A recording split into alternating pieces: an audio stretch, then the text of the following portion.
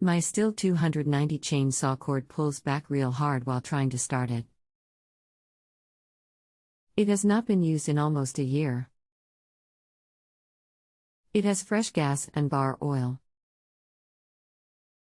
When did you last clean or perform maintenance on your Stihl chainsaw?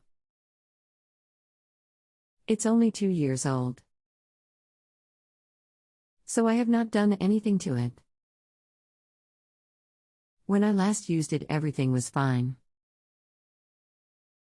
What have you tried so far with your Stihl chainsaw? Just pulling the cord. I was afraid to take things apart without knowing what I was getting into. Anything else we should know to help you best? No, that's about it. Hello and welcome to Just the Answer. My name is I'm a bronze level certified Stihl technician. Hopefully I can offer you some assistance. Is this the first time for the season that you've tried to crank your MS-290?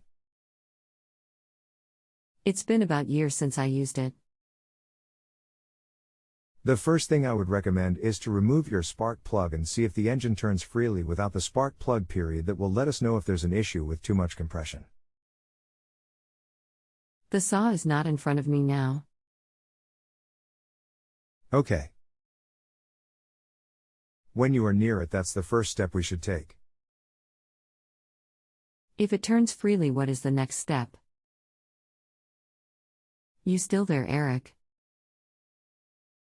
Pull the rope a few times to work the engine and reinstall the plug. Okay. My brother just pulled the plug and engine moved freely.